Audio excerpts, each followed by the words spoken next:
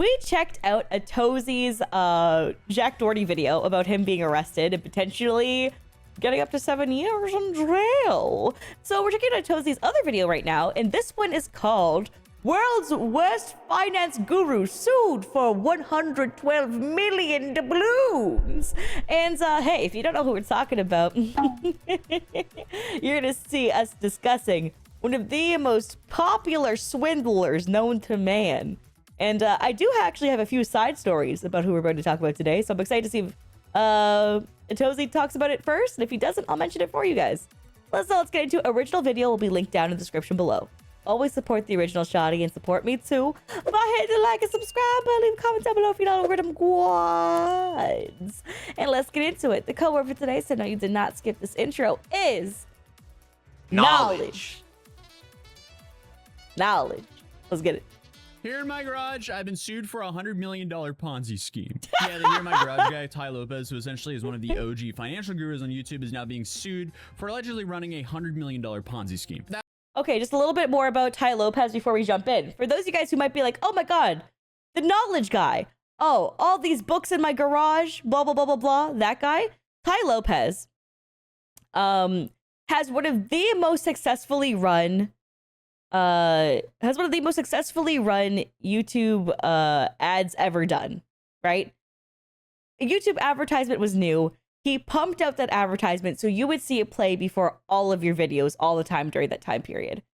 It was insane how much it perpetuated, right? Another thing he did, which I can't tell if it's a fever dream or real, but didn't he buy Radio Shack after it went out of business? I want to just double check that real quick before we continue. He did. Okay, so Chad already confirmed it for me. Thank you. I was gonna look into it, but if I'll believe you, Chad, if you said yes, because I was like, I'm pretty sure he did once it already went bankrupt, was already out of business. So just a weird dude. I'm pretty sure he did that to a bunch of different companies, like I think upwards of 12, to seem more reputable. But yeah. I'm not sick anymore. I'm just snotty because I was crying earlier because I watched My Hero Academia. But I'm not sick anymore. I'm just a baby. That's right. Everyone's favorite Corsa and Lamborghini owner has now been exposed for what most people already assumed, that he isn't that business savvy as he portrays himself as. Because on Monday of last week, the SEC accused Tai Lopez and his partner Alex Mayer of defrauding investors out of approximately $112 million through their holding company called Rev. No, use your brain. They don't teach us in school financial literacy. Yeah, I never learned anything about running a Ponzi in school. I mean, if only he had some knowledge from his bookshelf to teach him that running a Ponzi was a terrible idea, allegedly. Here in my garage, just bought this new Lamborghini here. It's fun to drive up here in the Hollywood Hills. But you know what I like a lot more than materialistic things? Knowledge. Bro, that lives in my head rent-free. Knowledge. Rent-free in my noggin, baby. Rent-free. Oh, that guy. See, there you go. There you go. There you go. Some people were like, holy shit. Now I know. I always thought that video was funny, but it's kind of funnier now. Also, side note, I'm pretty sure this is one of the most profitable YouTube ads ever. It was. It might also just be a claim from him, so now no, it genuinely did circulate. This Circulate guy has been on the heaviest, internet for yeah, a while, peddling his course. It was back when YouTube ads were fairly new for creators themselves being able to push YouTube ads versus companies. So yes, it was. That range from things like helping you to get fit or build an AI business to starting an Amish homestead. I'm not joking. The guy who lives in a $100 million mansion with I'm sorry, hold on. I'm not joking. One second. The guy who lives in a $100. That staircase. That staircase literally just, oh my god, did you hear that? The staircase called me broke. I laid eyes on that staircase and it went, oh, you can't even look at me with your broke ass. I'm sorry, staircase. My apologies. I didn't mean to look for too long. Like, that staircase. That staircase. Sorry, I just. Oh my god, that shit looks like we're in a Great Gatsby, bro. What the fuck is this? It's so beautiful. It's so beautiful, god damn it. million mansion with power is teaching people or selling courses on teaching people how to build an Amish homestead. Moving on. Tai Marcus. No, he's not. No, he's not. Or selling courses on teaching people how to build an. Okay, let's read it.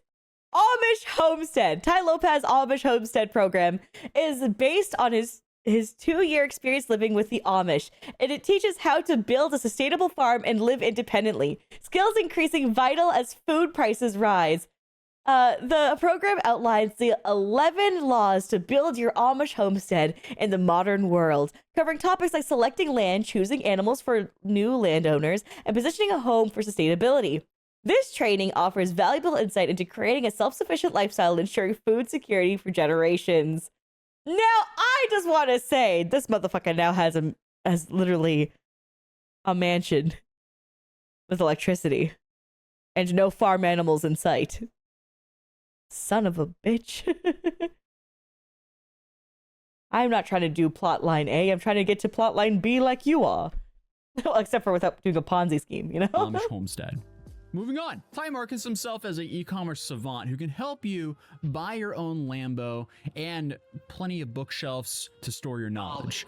Build multiple income streams, and then you can just find the woman of your dreams, all because you bought one of Tai's mini courses and gave him all your personal information and how much money you have in your bank account. I'm not joking. That's going to be a theme of this video. There's going to be a lot of things that I say that sound wild, but no, they just happened. If you're an accredited investor with more than $1 million in investable liquid assets and you want to co-invest with Tai and me, click on the link below. We want to talk to you. And while most people who cross paths with Tai saw him for what he was, a meme, there was still tons of people ready to buy his courses online and help him maintain that image of growing success. Unfortunately for him though, everything came crashing down recently, like I mentioned earlier, because the SEC sued him for defrauding investors out of over $100 million. And the claims on this complaint are just crazy. Even for me, it's like, how can you look at Tai Lopez and invest in him? But then I remember people genuinely bought Haktua coin. And I'm like, yeah.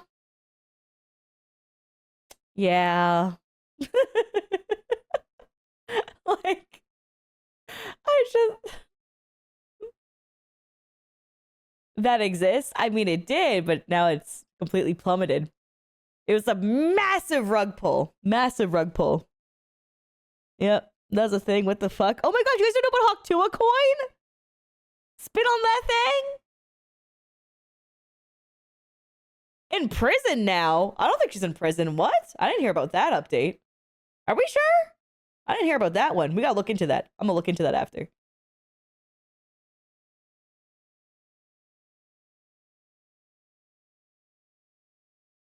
Who among us has not bought a little meme coin? I've never bought meme coins, okay? I care way too much about my money to ever fuck around with it. Because I ain't trying to find out, you know? That is just not my business, okay? Mine is all invested into long-term investments. With my portfolio being like, I will yield in 10 years from now. That is my portfolio. Fuck that. No shot. Or like TFSAs. That's about it. Like, I ain't out here. Like,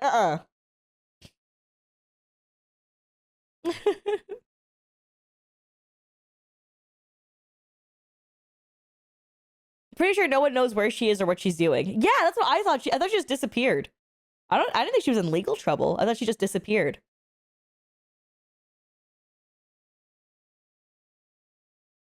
In 10 years when you're 60. All right, motherfucker. Okay, if you said you wanted to fight, just say you want to fight, bitch. Pull up. Now, pull up for real. No, it's okay. No, you won't. Put up your dukes. Put up your dukes, pussy. Put up your dukes. Call me old as shit. I'm a fucking rock your shit, bitch. For someone who's known for being misleading, but at least he'll have some time to consume some more knowledge now. Maybe he'll learn to, allegedly, not run any more Ponzi schemes. But this story starts back nearly at the end of 2019, when Tai and his business partner Alex launched their holding company called Retail E-commerce Ventures. The plan was to buy up distressed retail companies with brand name recognition. Yes, with brand name recognition. This is where he bought, like, remember I told you guys? He bought companies such as Radio Shack. That's what I knew him for when it came to, like, him in recent years. and relaunch them as e-commerce platforms. He is the co-founder of Retail E-Commerce Ventures, which has been buying distressed, well-known brick-and-mortar brands to turn them into hopefully successful e-retail businesses. Some of these dying brands included companies like Dress Bomb, Pier 1, Steinmart, and Radio Shack. I feel like Radio Shack is the most prominent one out of all of those. And I mean, if you go to Radio Shack today, it just looks like they're straight up just drop shipping a bunch of very cheap Chinese electronics. And he's doing drop shipping. And are we surprised?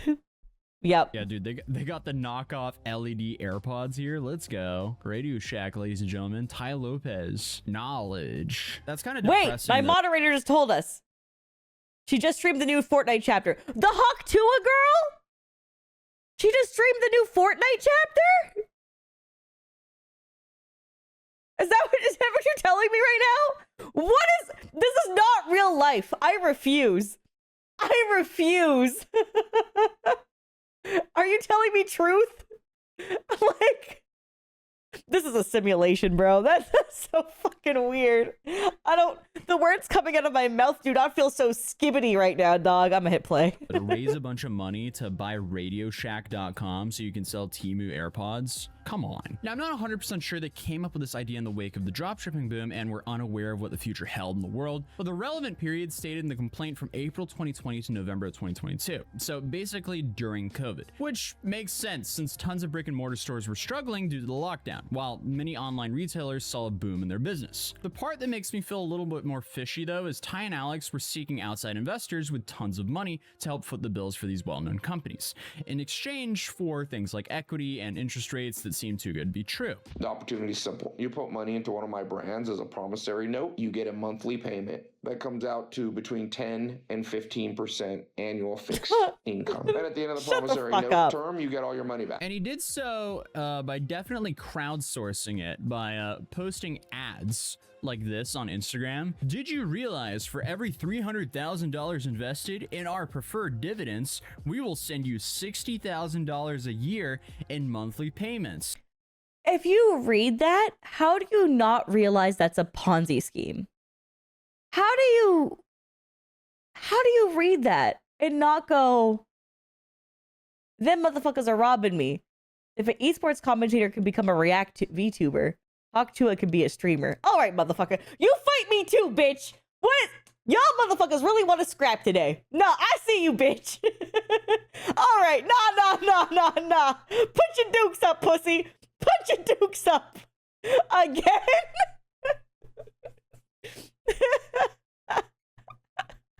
Only for accredited investors. Return not guaranteed. Invest at your own risk. This is not an offer. Click below.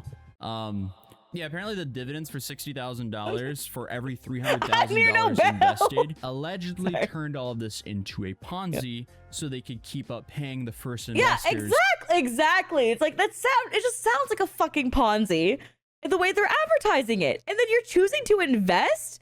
Like, we're brain dead. Those dividend checks, because that's a crazy dividend. 20% dividend return. That is just outrageous. And well, now we know, since the SEC's suit alleges that between 2020 and 2022, Tai Lopez made material misrepresentations to hundreds of investors about bankrupt retailers they had acquired. You know, like saying their portfolio companies were on fire and the cash flow is strong, despite Dress Barn experiencing losses of nearly $13.3 million and $10.7 million for 2020 and 2021, respectively. And I mean, all it takes is one look at Rev's website and you can see just how much they were branding these ventures as huge successes, even though they were allegedly aware that they were in massive financial trouble. Seriously, the site is just full of articles calling them e-commerce powerhouses and flowery bios detailing once bankrupt companies now supposedly resurrected by Rev. Plus, Tai was documenting all of these acquisitions as huge money moves on his social media and trying to entice more investors with each new opportunity. But what Tai wasn't telling his social media that while some of the Rev retailer brands generated revenue, none of them generated any profits. So these dividends he promised weren't— Oh, I got distracted. What's the video about? No problem. Ready? It's my bell. My bell. All right. So Tai Lopez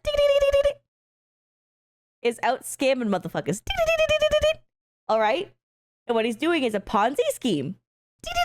You know Bernie Madoff? Ponzi scheme. All right? Now, what he also is doing is buying companies that are already bankrupt to use their names to look like he can make profitable margins out of them. In reality, he's making guarantees to investors that he can't follow through on. And thus, he is using new investor money to pay off all investor money. And there you go. Are we good? That is the entire... We're good? All right. Coming from revenue generated from the businesses like he advertised. In fact, according to the complaint, they resorted to using a combination of loans from outside lenders, merchant cash advances, money raised from new existing investors. The people clap after killed me. Just the clap, bro. Just yay! And transfers from other portfolio companies to cover obligations, like that insane 20% dividend. And the SEC alleges that at least $5.9 million of these returns paid to investors were actually Ponzi-like payments funded by other investors, as opposed to the company's profits. Meaning these business gurus were taking on new investor money to pay other investors that have invested with them before. Yeah, like this is the part I just explained. So we're gonna fast forward a little bit. And we're gonna go here. Would suddenly boom and save them from ever facing any real consequences. Or maybe they were just terrible at managing money, because the federal regulatory agency also claims that Mayer and Lopez allocated $16 million worth of investments for their own use. According 16 million for their own use? To do what? What? Motherfucker, what? 16 million? That's some expensive Chipotle. Damn, them motherfuckers got double protein. That shit crazy, dog. My burrito bowl could never. according to the filing. So yeah, on top of using their investors' money to pay out other investors, which by the way is the definition of a Ponzi scheme, they're also allegedly funding their own lavish lifestyles with this money. I imagine it's really hard to sell success to others if it looks like your financial situation is declining. So I would like to say that Tai has successfully managed to place himself into the guru trap, because if you're not constantly upgrading and getting richer and richer, or appearing to be richer and richer, your method's not working. Then it's going to be harder for you to sell courses. So you just gotta have to up the stakes and keep playing the charade, like renting $100 million mansion apparently. Because $100 million mansion.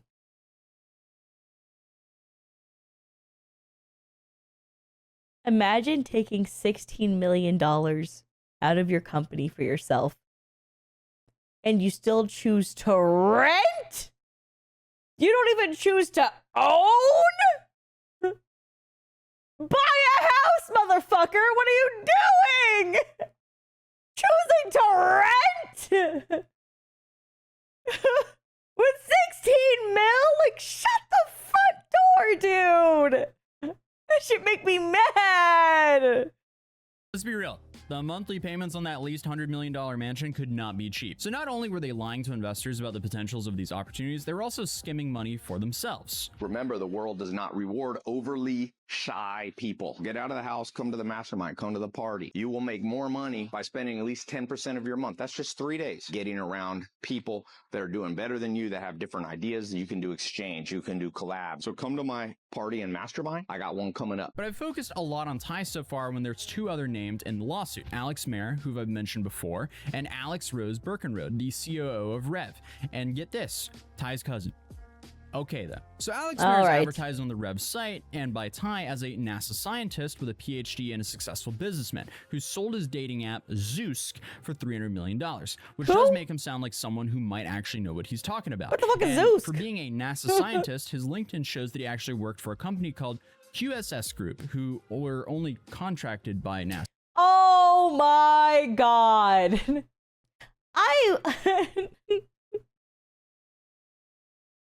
That's like some shit like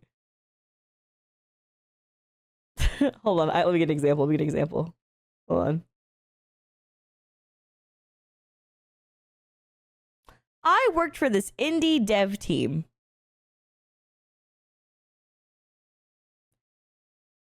But the indie dev team previously worked on Mass Effect. So technically, I worked for Ubisoft. Okay, but did you currently do anything for them? No. But the company previously has. So, it counts? So technically he could say he was one, but he didn't directly work for NASA. He also claims in his bio to be a former NASA EA. scientist. Sorry. I was trying to remember which client it was because I knew it was a shit client. And I hate Ubisoft's client. But you're right, it's EA. EA also was a shit client. I forgot which client it was. Because I played Mass Effect Andromeda on like, was it Origin? The launcher they had back then? Fuck me, man. What a... Anyway, Alicia's being annoyed by old shit. Yeah, Andromeda was my first Mass Effect game. Every time I say that to people, they go, "Oh no, Alicia, no." And I go, I didn't know, man. I don't know. I never played Mass Effect after that. I played Andromeda. And I said, "Fuck this game." But looking at his LinkedIn, he never actually worked for NASA. He instead worked for the QSS Group, a small engineering company that was a contractor for NASA. So while he did work on NASA in a sense, he was never an employee there. But who knows? I guess Ty and Alex just bonded over their apparent shared love of stretching the truth. Oh, and that $300 million sale of Zeusk, that happened in 2019. And apparently Alex left the company 5 years prior in 2014. Oh so again, my god! So he wasn't even involved in the $300 million deal. He left 5 years before the $300 million deal. So you weren't even fucking a part of it. Oh my god. it sounds good when you read it and probably made potential investors feel a little bit better about handing over large chunks of cash, but ultimately it doesn't really seem to be very truthful. It's like, sure, you might have been a part of founding that company, but you can't really say you sold it for $300 million if you bailed 5 years before the sale. Seemingly, his most significant accomplishment is co-founding dating website Zeusk and selling it for $298 million. He co-founded Zeusk in 2007 and stayed there as co-CEO until 2014, but his claim that he sold it for $298 million is quite misleading. Zeusk was sold in 2019, a full 5 years. Okay, so we just heard this part, so we're just gonna fast forward a bit. Couple of years, because I guess losing tens of millions of dollars is now being considered a strong hand. And for Ty's cousin, Maya, she's got less than an honest bio on her own on the Rev site that claims that she has over 10 years of experience managing multi-million-dollar companies. But unfortunately, Birkenrod's only alleged professional experience was a substitute preschool teacher, a promoter at a radio station, and an assistant to her cousin Lopez in his online education company. I don't know, dog. Substitute preschool teachers be making bank. They definitely were adjusted and managing multi-million-dollar portfolios for companies, for show. Nah, she right for real. My bad. According to the complaint, everything about this company seems to have been a little bit... No, it's just straight up fraudulent from the jump. Bogus bios, flimsy promises, and just inflated success stories that helped them pull the wool over investors' eyes for years. And honestly, some people saw this coming. Because what has been interesting to me about this whole thing is seeing a lot of people coming out to defend Ty and his crew. And I mean, that's just kind of stupid because, hey, if Ty ran a business and it failed, and he was honest with investors the entire time, that would be fine. Like, would he get clowned on by the internet? Yeah. Probably, but that's business. Sometimes they fail. Actually, oftentimes. Apparently, 20% of businesses fail within the first year and nearly 50% fail within 5 years. So if the company just simply failed, you lost a bunch of investors, accredited investors' money, and then you closed doors and went, well, we tried our best. That wouldn't have been that bad because those investors knew the risk. And from what I can tell, he only raised money from accredited investors. It's not like they launched a crypto coin and showed it to normal everyday people, right? I'm actually double checking now. Oh no, they did. Scratch that. Okay, so to try to land my point here. So if they didn't do that and only lost accredited investors' funds, it wouldn't be as big of a deal because that's business, that's investing. Obviously, buying companies that have already gone bankrupt, that's extremely risky. And there's a track record there of them failing previously. And then obviously the returns were just outrageous. So that's definitely a extremely risky investment with allegedly some potential. Oh, I love it, Tozy. This is great. This is great. The only thing for a Tozy that I've really watched on my own time is his coverage of everything Johnny Somali. I was like, this motherfucker is so dedicated, he flies to Korea. I'm going to watch his videos on that. So I'm glad I saved these to check out some of these on stream with you guys, though. But my God. If you guys haven't seen his Johnny Somali videos, fuck, I'm not even going to cover them. Just go watch them yourself. Like, just watch them. Because I don't have the bandwidth and mental capacity to, like, rewatch anything Johnny Somali related. But he does a fantastic coverage. And he actually flies out and has been to the trials and stuff for Johnny. So, just strongly recommend a Tozy. Check him out in the description down below. I'll link this video. And, yeah, I'm actually going to wrap up this one here. And, it's nice to see what the fuck is going on with some sleazy-ass dudes on the internet. Catch you guys in the next one. See ya!